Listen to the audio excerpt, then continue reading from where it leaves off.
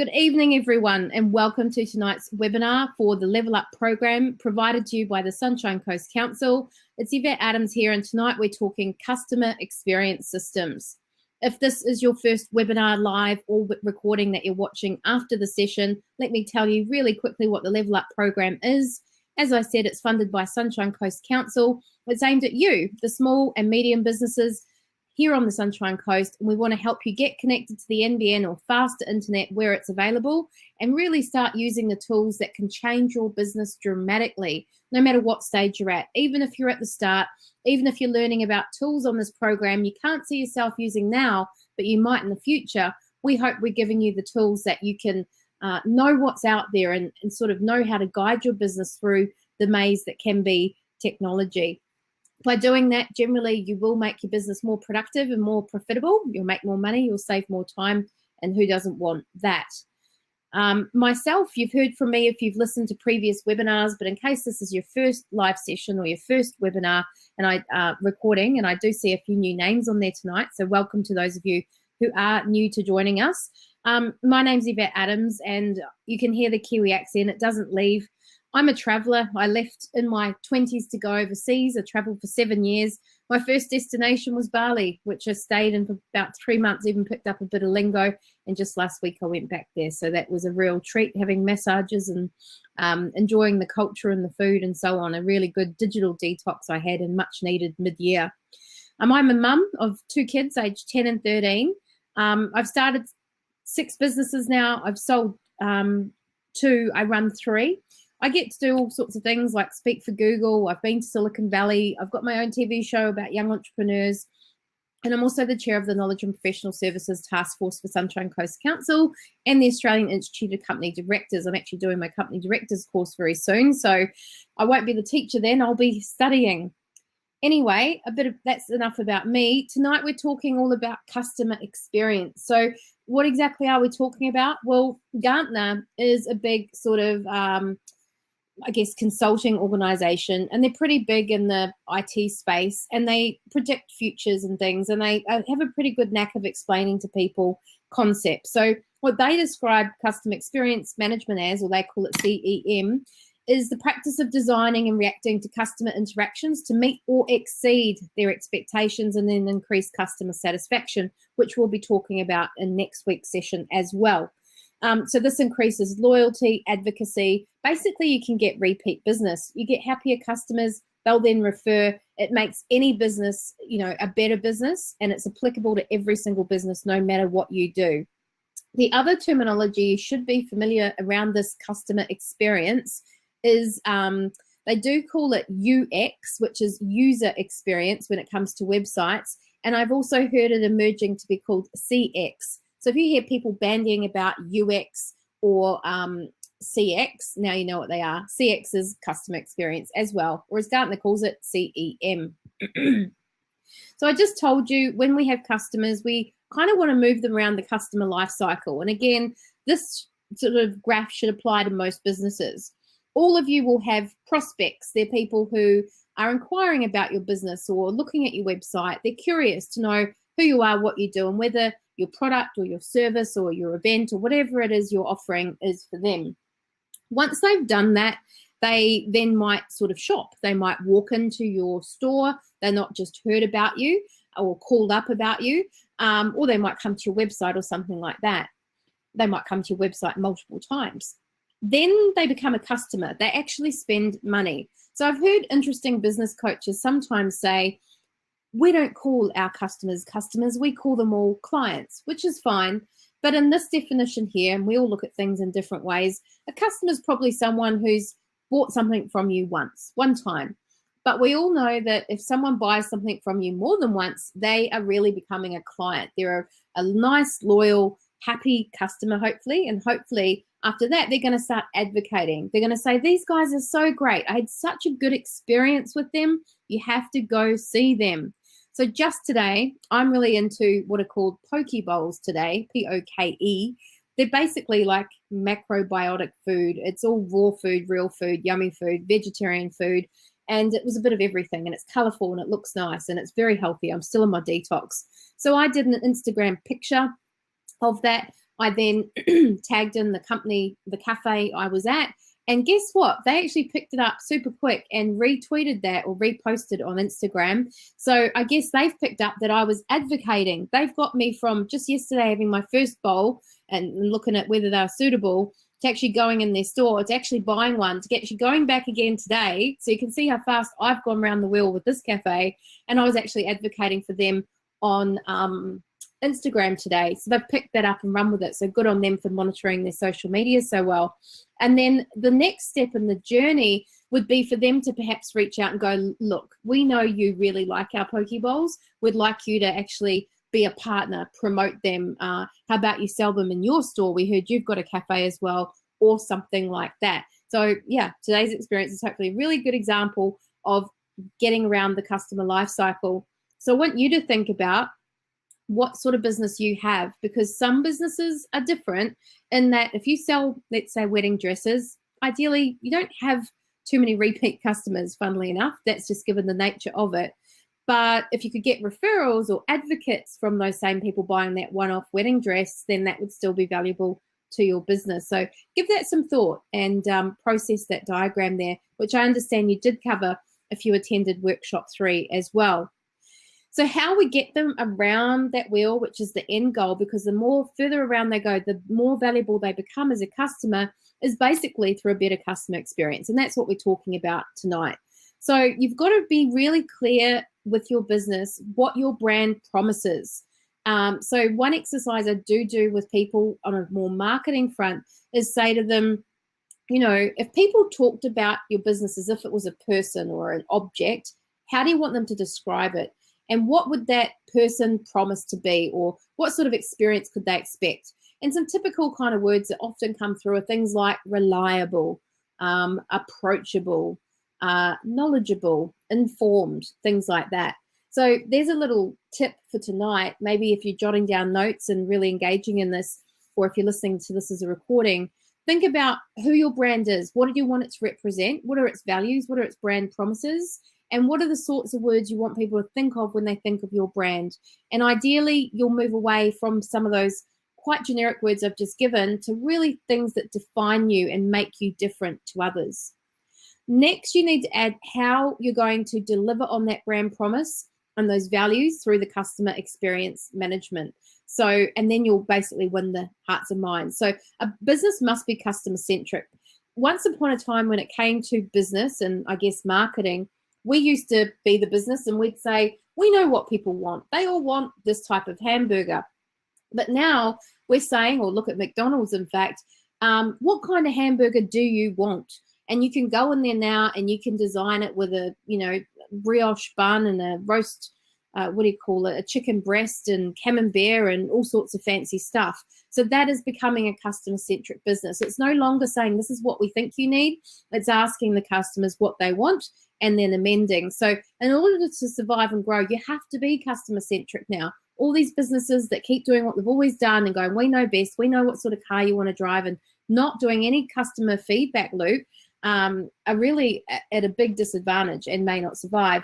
And then technology can help you solicit that, which we'll find out about next week, but it can also help you deliver a better experience subject to what type of business you are. But I'm going to introduce you to systems tonight, which again are pretty generic and I think should be pretty overall of interest.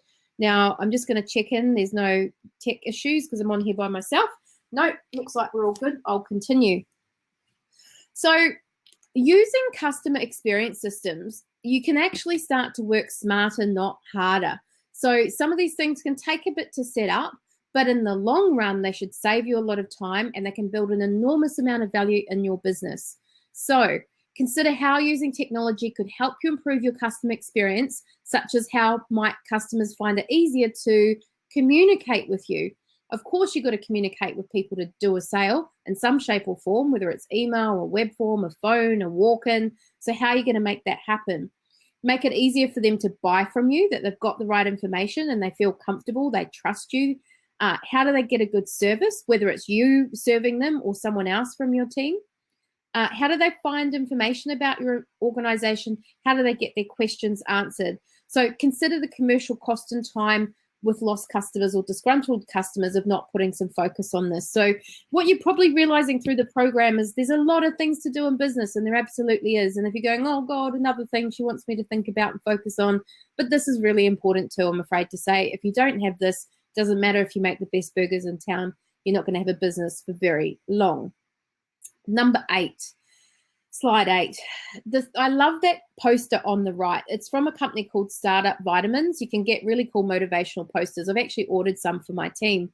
And the most dangerous phrase you can say in business, as that yellow poster says on the screen, is we've always done it this way. Therefore, it's dangerous because you're never actually focusing on how the customer's needs are changing.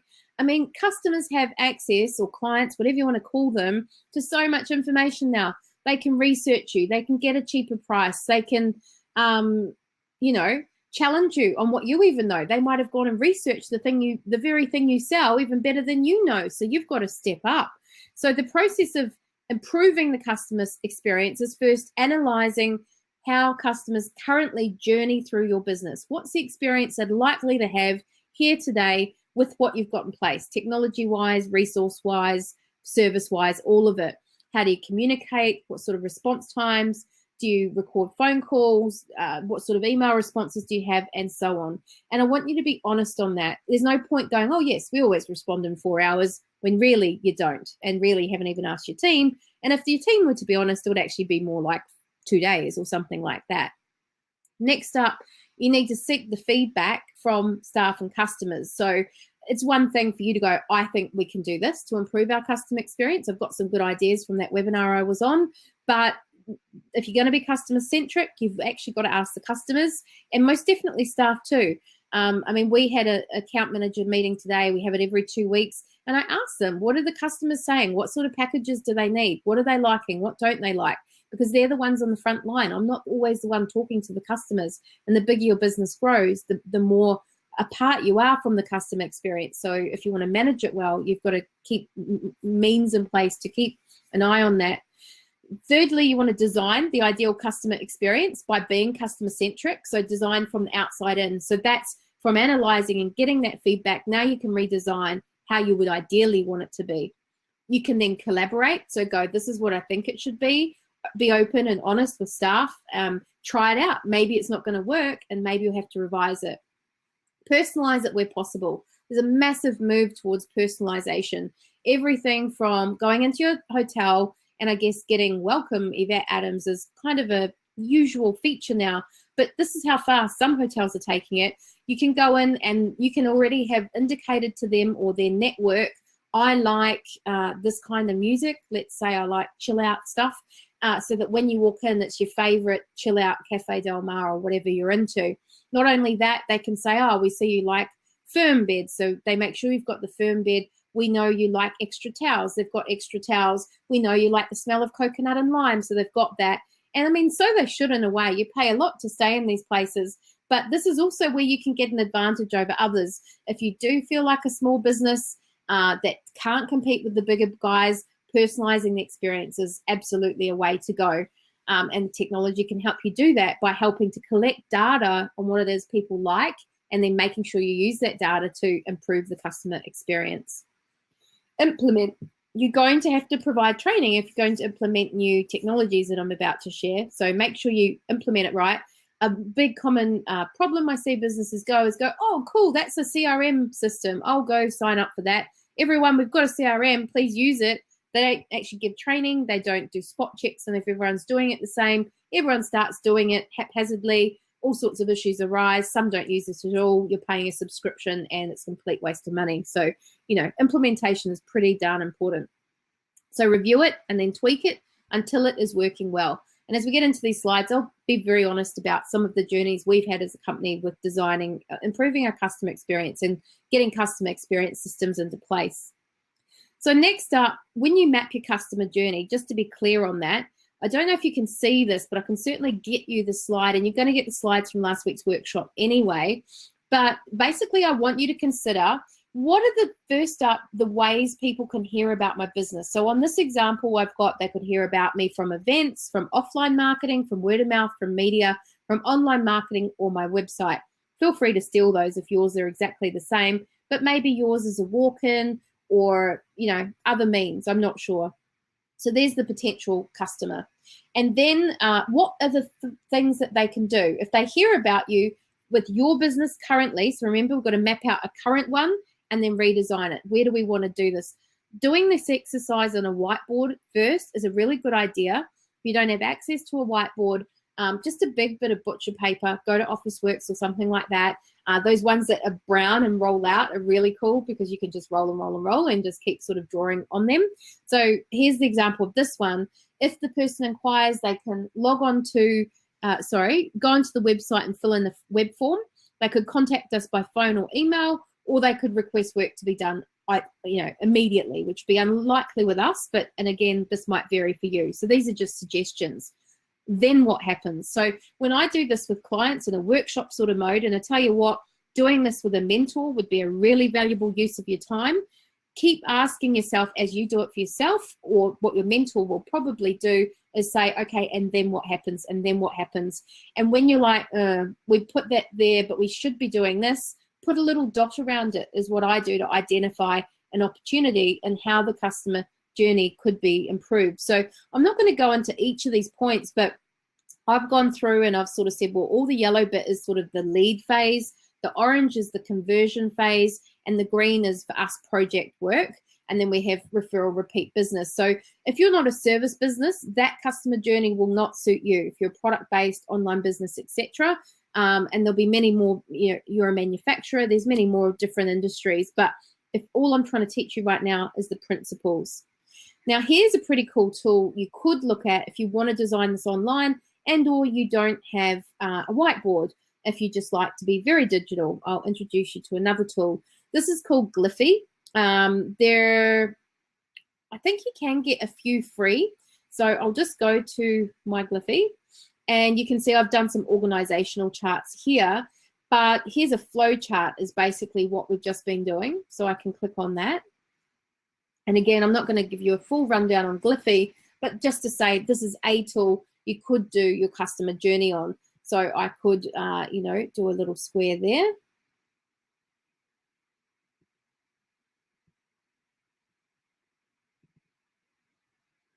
Oh, I'm a bit rusty on this. Haven't used it for a while.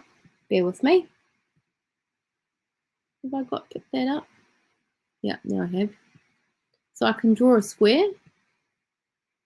Doesn't seem to want to work. It's possible I've got too much open. Here we go. I'm making it look hard, but it's actually very easy. So you could say, phone inquiry, and then start doing this up.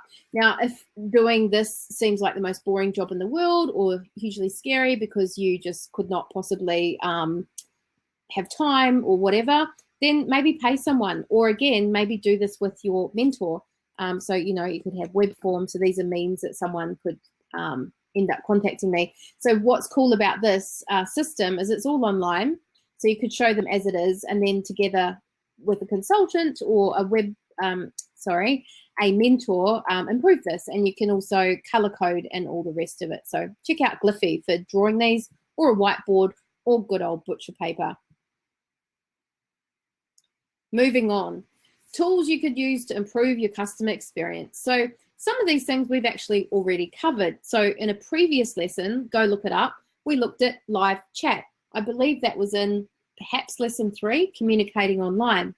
We also looked at canned response email. I think we looked at that in lesson 2, so refer to that.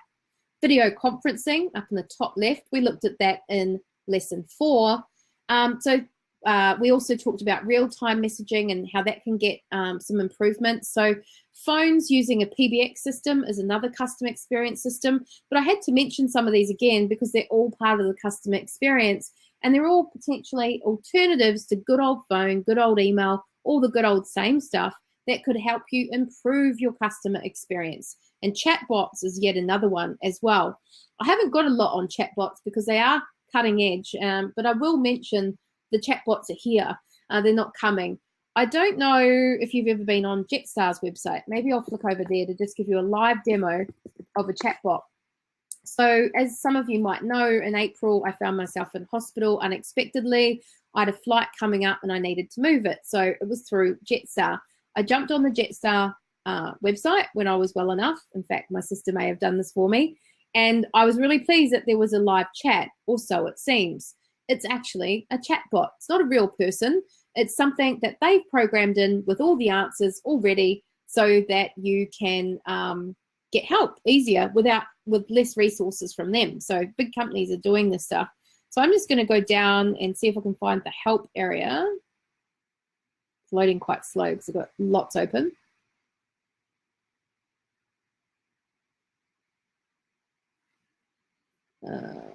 Travel agents, business hub. Where did I find it last time? It was super easy. Was it here even?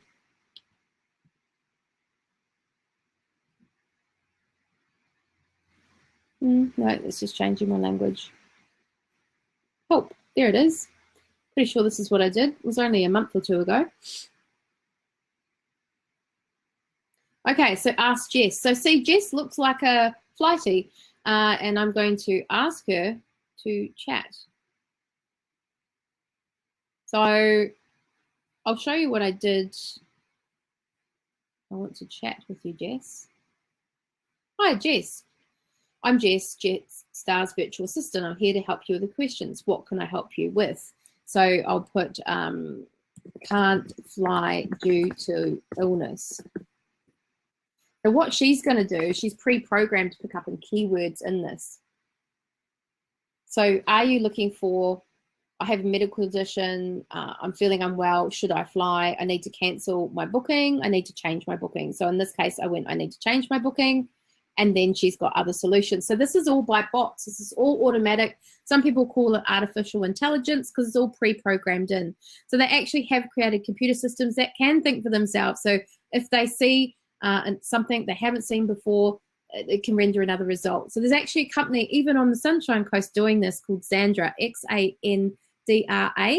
So that's a company you could look at if you were interested in the bot space. It's pretty cutting edge, and so I won't go into it too much, probably a little bit too advanced for some businesses, but certainly you'll be aware of it now and know what it is. And I couldn't think of a better example than the Jetstar one to show you. So a CRM, I've mentioned that a few times through the program, and a few people have pulled me up, and rightfully so, and said, what is a CRM? So to remind you, a client relationship management system is a CRM. I don't know if you've ever been into a bank and you might have just wanted to open a new account, or I don't know, increase your visa or something like that. It's not very often you actually go into banks these days, is it? But if you have gone into a bank, or even if you call them up, they have a very good CRM. They have all the records with you, and they will often say, oh, Yvette, we see you have house insurance with us. And then they note that you don't have life insurance, and they'll use it as a sales opportunity. So when you're a small business and you don't have that many clients, you'll probably take great pride, as I did when I started out, remembering everyone's name, remembering what you've done with them. But there does get a point, and if you do want to grow and you do want to, make some money and make a difference and perhaps hire people one day, that you will need a CRM. So it's actually best to put this in place early on to keep a record of your clients and the interactions.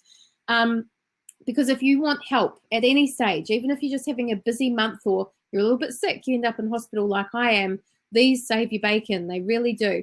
There's a record of, here's Yvette. She's had a website built. She's done some social media. There's an opportunity to do SEO. She indicated she'd like to do some training at some point. You can pull all that up when she calls in and log that there.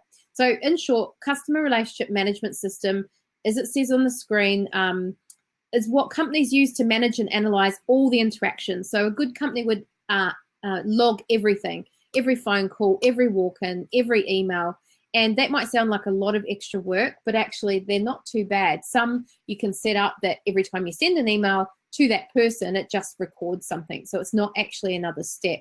So I've had this happen where I have scaled my business from a one-person business to a 12-person business, and I've got team in Newcastle as well. So a CRM and having it online means I can say, you know what, I'm going to hand these clients over to you. And rather than sitting down with a cup of tea and saying, this is what you need to know about them, I can just say everything is logged in the CRM. And they can pick up off the last email and go, hi, I'm Tamara. I'm the new account manager. I'm going to be looking after you now. I can see here you spoke to Yvette last in June. You spoke to her about these things. how about we move this along, and they pick up where you left off, which is pretty awesome. Okay, I think most companies need them actually, but out of all the systems, they're usually the system that businesses don't have. They might have all sorts of whiz bang, but they don't have a CRM, and it's crazy because it's really important. So why different businesses might use CRMs? Let me paint it to you in a few different colors. A retail hospitality business might want a CRM to improve their customer service to remain competitive. So can you imagine if someone comes to your restaurant, you actually recorded, it's an interesting thing and it might sound like overkill, but what their favorite wine is and what sort of thing they ordered and what party they came with. And if they start coming regularly to go, Yvette, will it be the Shiraz again? Or to say, will you be, I note you often like chicken dishes. I'd like to make you aware of a new chicken dish that we've got. How special do I feel as a customer with that level of personalization? CRMs can do that for you. By seeing that someone frequents you often, you can then identify VIPs and treat them as such. Invite them to a special Christmas function, send them a voucher on their birthday, and so on. I know that one of the local surf clubs does that every single birthday, and it's simply using a system that logs the starter. A business owner retiring is going to find a CRM pretty valuable, that middle slot, because I have recently bought another company, and unfortunately in that case there was no CRM. Now, we did get a bit of a handover and she had some notes, but had she had every interaction logged in a CRM, it would have been a lot more valuable and useful to me and helped me provide a more continual service to those clients. So if any of you have designs on one day selling your company and selling it for a lot of money, start a CRM now, keep good notes, and every time you're like, oh, I can't be bothered doing it, remind yourself, no, it makes the company more valuable. And then a startup really should record it because, as I said, it's more about the scaling. So when I was by myself, I started doing it and I started getting someone in, just a part-timer, to help me, and to be able to say, look up such and such in the CRM, you'll see my notes, is so much faster than pulling that out of your phone and off your email and mobilizing something to them, which then becomes really hard to actually get help because you've got to do so much work to give them the work to get help, if that makes sense. So I'd love you to text in, do you currently have a CRM, and if so, which system? Because I'm about to share some systems we like, so I'm curious to know, before I tell you about the cool systems, maybe you already know about them. Let's see what you have to say.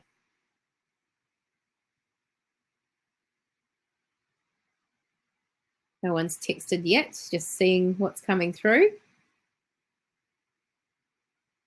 Just say no system if you don't have a system.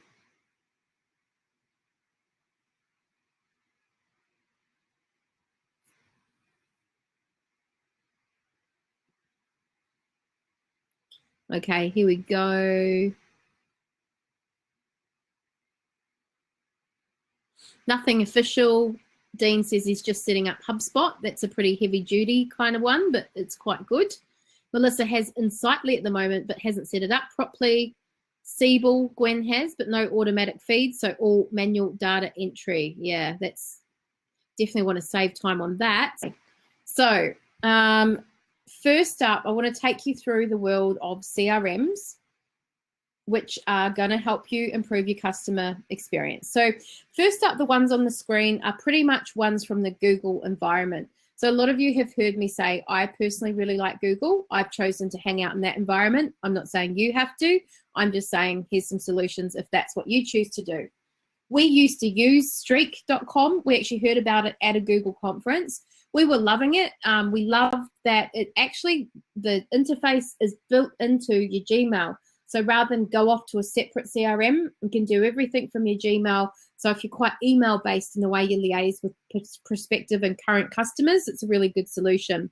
Then they jacked their prices up to $40 US per user, and we felt that was a bit much. So we went shopping. Funnily enough, we settled on ProsperWorks, which now promotes itself as Google's number one CRM as well. So I guess these guys kind of compete. They're actually more expensive, but they have more features. So today we're using ProsperWorks and we're loving it. Sorts of features we love are that it integrates with Xero. So if you talk to someone and then you say, yep, they want a quote, we've set up some triggers that once we move them to be quoted section, it creates a contact file in Xero. So that saves on some data entry. It does have that feature where if you send an email to them, it drops a file note into their file without having to manually do that, and a bunch of other cool stuff. So it's a pretty good one. Have a look at it. Now, if you're in the Microsoft world and you anticipate staying there, these are some good solutions. So Dynamics 365 is one I know council are moving to, and even big organizations like the council often have lots of sort of pseudo CRMs going on. You know, people have their contacts in their Outlook and so on. That means no one else can access them, and there's no sort of, you know, efficiency in retrieving those and things. So Dynamics 365 is a good solution if you want a CRM and you want to stay in the Microsoft environment. It's also worth noting that they brought out last December, so only about 6 months ago, Outlook Customer Manager.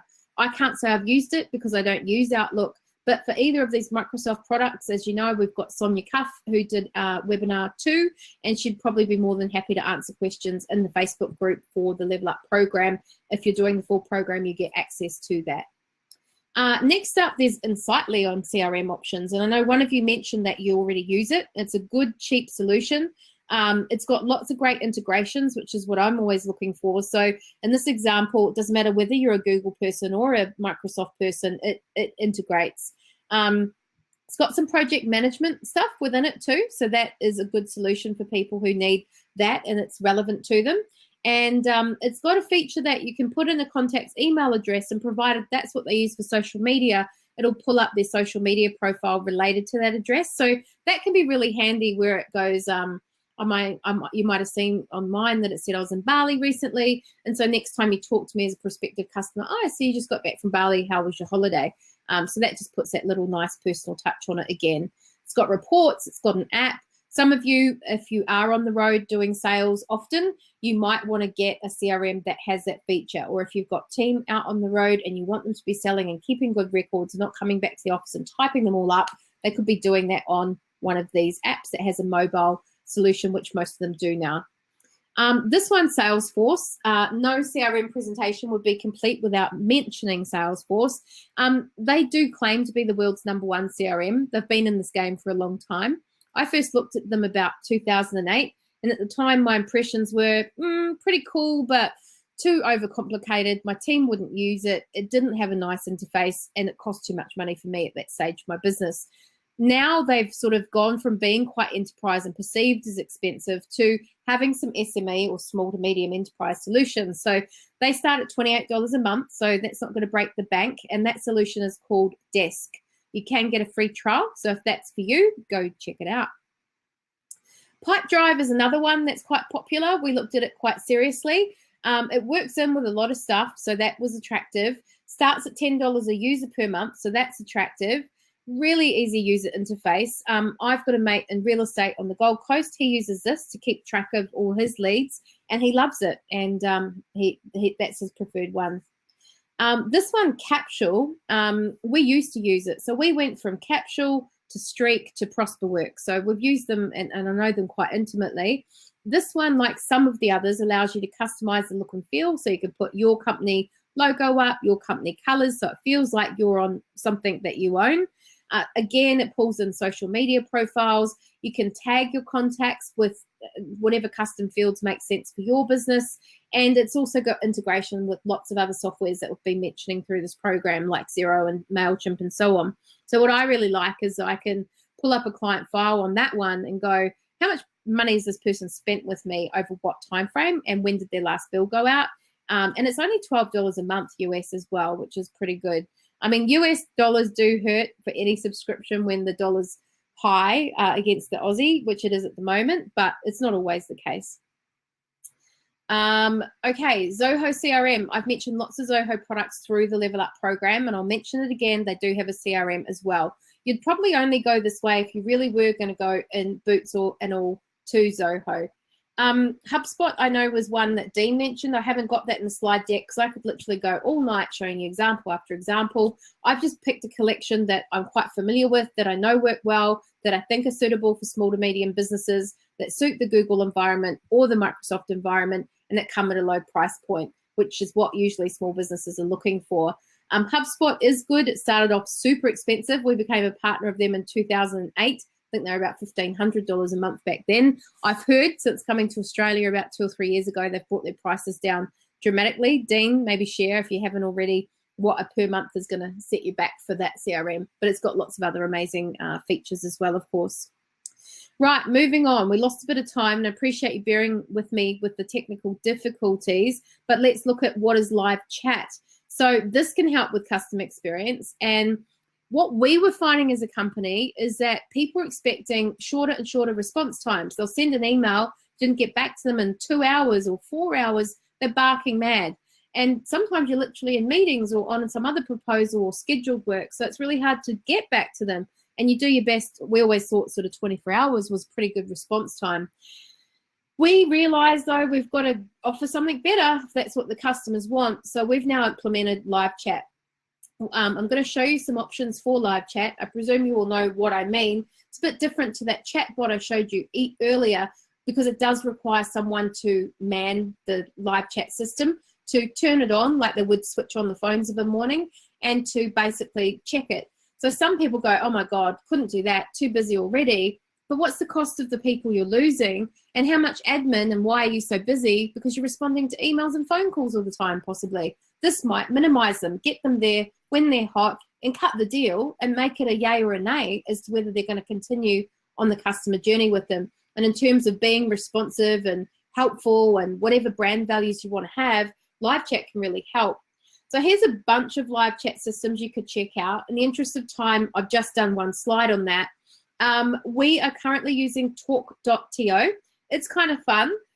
You can see when people are online, what country, what page they're on, and start up a conversation. So it probably really freaks them out because I'm going on there, hey, it looks like you're on our website page. We're in the market for a new website. And some people engage and some hop straight off and it freaks them out. But what I love is it's giving them that extra level of service. So there's a bunch you can check out. Live Person's been around a long time. It's probably one of the more advanced ones, but all of these essentially are for small to medium businesses. Typical features of live chat. There's a screenshot of our Talk To live chat from the back end. So you can go on our website and see it from the front, and you can customize what that looks like too. But as I said, you can see the location of them, what page on your website they're on. You can prepare canned responses. So if you've got someone from your team who didn't know the answers to everything, say if they ask about websites, just send them this. If they ask about something else, just send them that. And you can customize it, and there's reporting. So how many people did you speak with? What was their level of interest? So that's quite good for evaluating whether live chat is a good cost versus benefit thing, because even if it's free, it's costing you obviously in your time. So do you currently use live chat? If so, which system? And if you don't, do you think live chat would be a good idea for your business?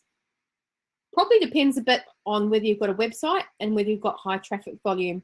But even if it's low, even if 100 people go on your website, if you pretty much have a job that involves sitting on a computer and now and then someone talks to you, if you're by yourself at home, you might really appreciate that interaction. I'm not sure. It's like someone coming into your shop. So up to you. I'll just switch over, see how we're going with our sound and visual, and see what you guys have to say. Oh gosh, if it'll let me. Totally wigging out again.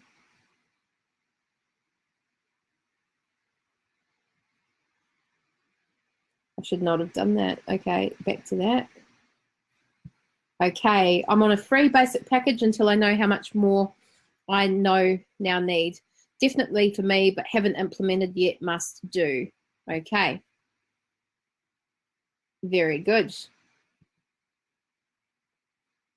Moving on. And thanks for sticking with me because we're about on time. Next up, let's talk about improving customer experience via a phone. People might say, what, a phone? Of course I offer a good experience on phone. But what do they ring? Do they ring a landline? How much do you pay for that? Who looks after that? Do you answer it? Do you have someone answer it for you in your office? Or do you outsource the answering of it? Or do you even use online technology like VoIP, Voice over Internet Protocol, which can make it really cheap? Do you do caller profiling, so you know whether it's a new lead or a current prospect and who should answer based on who it is? Do you record the calls for quality and assurance purposes, as you often hear people say when you call their companies? And does it display local phone numbers even if you're not in that area to make you look more national or international? So all of these things are possible via phones and technology. Again, it depends how far you want to take it. Some systems, even as it says, can track keywords. So you can run Google AdWords, and when they click on that and come through, you can see that they were searching for website development Sunshine Coast. They clicked on your ad and then they called you. That's pretty cool, isn't it? That is totally possible. So yes, we do use an online call system. Our experience was that we had one landline. Then we had people in Newcastle. We knew we were expanding our team. How were we going to do it? We got some telecommunications professionals and they tried to sell us these elaborate, expensive systems. They gave us this big spiel about how great they were and then hit us with the price. I forget what it was, but it was in the thousands. And we said, we just can't do that. This is crazy. We're a small business.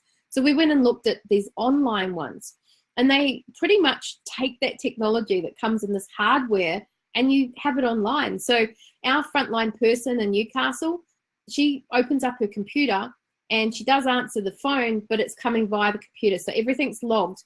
And I love that she can have a conversation with someone, an entire conversation about what they want, and then forward me that conversation and go, here's the notes, but this is some background and this is what they said. And it's really good for when, you know, clients say, she said, he said sort of stuff. So what we chose to use was called tracking metrics. Overall, it's pretty cool. Our favorite feature is that search thing. So people search, say, dog grooming. It's a unique number. The call rings through to your business, and then we can track exactly how it performed. So that's only good if you're going to do Google AdWords and want to take it all the way. This is what it looks like in the back end. So you can see who called and whether it came through Google Paid or YouTube or something else, and all sorts of details. So it gives you the ability to record, assign messages. It integrates with our CRM, ProsperWorks. So literally, if a new lead called in on our phone, it would get pushed to ProsperWorks, and then one of our account managers would call them back. The fact we can see the source is awesome. So we have had a few problems though. I wouldn't say it's been completely plain sailing. We are looking at maybe moving to one of those other systems, then call tracking metrics. So it's good in principle. It's just a bit buggy, we're finding all of a sudden. So do you currently use any online phone software? If so, which system and why? And if you don't use it, could you look into this? Would it suit your business? Is another question. In the interest of time, I'm going to keep going, and I'll come back and revisit that text chat when we do questions, because I've just got a couple more slides. Out of all this customer experience stuff, I wanted you to know that there are jobs out there for this stuff. So most of you are in your own businesses, but I guess just in terms of this being technology, it's where things are going. Data is being collected on customers. People are needed to analyze that data. People are needed to implement these systems. People are needed to train people in these systems. And literally now Jobs on Seek are asking for people who know these systems. So this is a recent Seek job for a Sunshine Coast company, Food Matters. You may or may not know it. So they're saying they want someone with Desk, which is the Salesforce solution. They want someone with live chat. They want someone with Ring Central, which is one of those online phone things, and social media and websites. So they're using those systems, and they're specifying you've got to know how to do those. And, you know, you're going to manage their agents and all that kind of stuff. So isn't that interesting? Another interesting local case study I pulled out for you is Yui. So a lot of people here on the Sunshine Coast know that they're a really successful company, but the very fact that their brand value, well, they're called Yui, and the fact that I'm sure you've seen in their advertising, we get you, as it has up there, says to me that they are a customer-centric business, which works in their favor. They're scaling very quickly and with much success. They're going from something like 1,500 staff to 3,000 staff here on the Sunshine Coast, which is great for employment, economy, and so on. Now, their way of handling customer experience is very custom. One, you can go on their website, and as you can see here, it's a good interface. So I know I can call. So they've really thought about that customer journey, and then they've made it very black and white. And then what they want you to do, though, and how they want you to interact, they've made them green. So you can do call, or you can start a quote, or you can quote by phone. But either way, they're getting you to do one of those things. So what I know about this team is they don't actually use any of these sorts of systems that I've just introduced you to, as far as I know. They actually hire a team of techs, and they build that stuff from the ground up specifically for their business, which is also a really cool option if you've got a big budget and a big company. But the other thing I think is really good about what they're doing is they're very transparent. So on their website, they've got a wall and you can discuss, share and tell what your feedback was. And they actually are very transparent with 63,000 comments in the last 12 months, maintaining a 94% satisfaction level because of a good customer experience. Isn't that cool? Good on them. So final bit of homework is, if you're not already using systems to manage customer experience, research some of the systems outlined tonight. They might be the specific systems or they might just be the principal, like live chat. Doesn't matter if you don't use one that's on the screen that I provided. Go and use whatever you want. Try it out. Do a trial. It doesn't matter. Even if it doesn't work out, you go, it's not for you, give it a go. So try them out and evaluate their suitability, and that may involve a discussion with your team or other business advisors or the mentors. You're going to have to consider things like your budget, and even if there is a time or a money thing though, don't forget what improved customer experience could be for customer retention, for more sales, for more referrals, and so on. So you can't sort of put a dollar on that in a way. All right, I'm open to questions now, but I did want to make the comment, because we always leave off reminding you about the Level Up program and that you can access mentors and private Facebook group and that we've had some feedback that with the mentors, some of you feel intimidated by them because you look at their profiles and you go, wow, that's just so amazing. Why would they want to talk to someone like me? And would I even understand them if I talk to someone like them? I want to encourage you to forget that. We have picked them because they are able to not talk tech, and you're allowed to say, sorry, I don't understand you, if at any time they do. And most of them are gracious and they will say, sorry to do that. Here, let me try and explain it another way. So again, don't try and get stuff sorted and then go see them. If you're not getting around to doing this stuff, go and book a session with them. It's free. It's part of the program. And, you know, get them to help you design a customer journey, or talk about what other systems your business could be using, or talk about how to bring them together.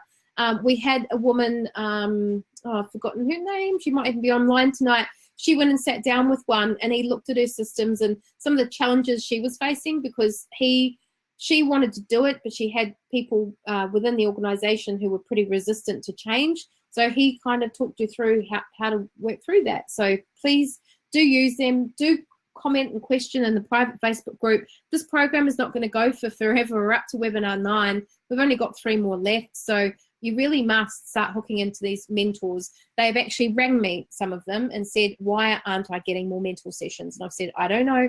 I keep telling people to use you. I'm going to remind them again, I said, on the next webinar. So that's my plea to you. Okay, guys, have you got any questions for me? Type them in the text area. Okay. Melissa said no phone systems, thanks. Dean said, could you go back to the list of cool systems? I can, Dean. I will get these slides up in the, what do you call it? The online resources portal for this program, so you can access them if you're part of the program at any time.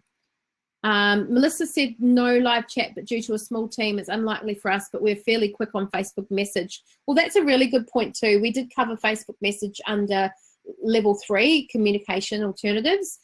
There's lots of movement towards that. Facebook keeps rolling out more and more stuff in Facebook messages. So absolutely, that's a way to improve the customer experience. And I would say that you really should be making sure you're answering those, because people expect it.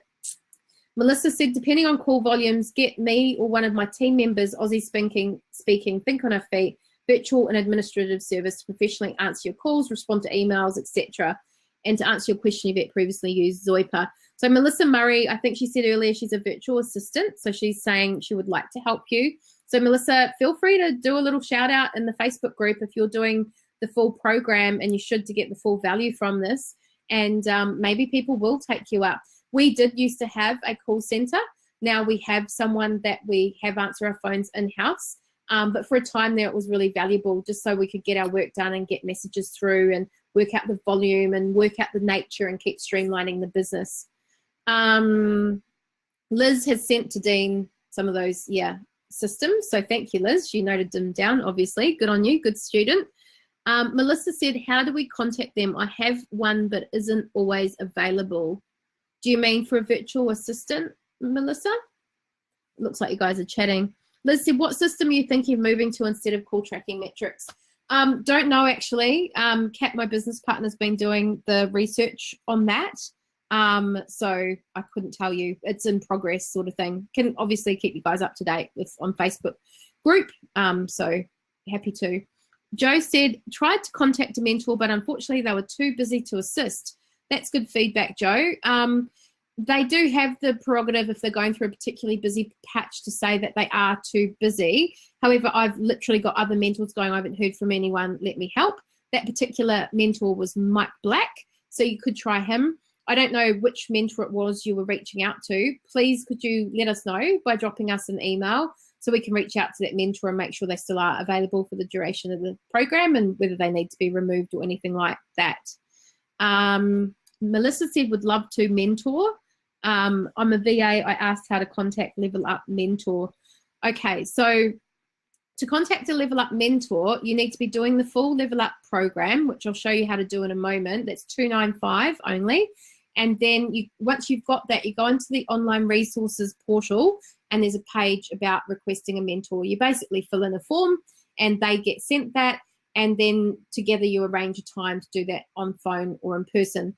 If you wanted to be a mentor, if I'm misunderstanding that, go on the mentor page and submit and say, I'd like to be a mentor. We do have a bit of a mandate from council, however, to choose those that are digital champions, sort of being recognised by Queensland Government for being pretty savvy digitally, which is a good thing, means they're vetted in a way, but that's why I also emphasise don't be intimidated. They're still really down to earth, really friendly people who can help you with this program and just making your business more digital, which is what this is all about. All right, I'm going to flip back to the slides and just quickly run through how you can join the program if you want to, and why you might want to, and why it's not too late. If you join the full program, you get access to mentors, as I've said. Most of these people would cost $200, $300 a time to go see for an hour. If you join the program for $295, you can go see them not just once but multiple times, so you'd be mad not to. If you join the program, you also get access to our Facebook group. There's over 500 people who have done our training, many of the Level Up program people in there. You can ask questions, you can connect with others, you can collaborate, you can offer your services. It's not a big advertising fest, but if it's relevant, like this week we are talking phone systems and customer experience, if you're a virtual assistant, go for it. Go and promote yourself in there. So our next webinar is next week. It's on customer satisfaction systems. We've got a great local business who's set up a whole startup around that, and he'll be taking the session, and then 2 more after that. And would you believe we've got through all the webinars? There's also 1 more workshop coming up. For all of these, you do need to register on the Level Up program website. That's the link on the events page. Super easy. So we just held last week that one there, and we're now moving into the next one, which is customer experience and satisfaction systems. Sorry, it's customer experience, and yeah, it's what it says on the screen. 15th of August, 9 till 12:30. Would love to see you there. Again, register. There is a cost if you're not doing the program of $75. If you are doing the program, you get to come to that for free. Here's how you register. If you're going, wow, that program, you do get lots of value. I think I might register and come to the workshop and get a mentor and go on the private Facebook group and do all the rest of the webinars. Please do, and we would love to see you. And finally, a shout out for our program partners. There's some great ones in there. Would love you to support them. So yeah, thank you. I hope you've enjoyed tonight's session. Thank you for putting up the technical dropout midway.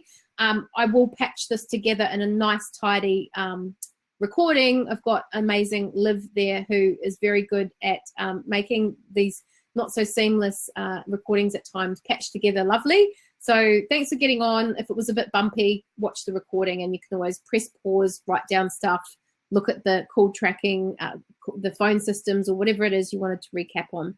Thanks so much for joining. Hopefully see you online next week for more training, getting some great feedback. Thanks so much, everyone. Bye-bye.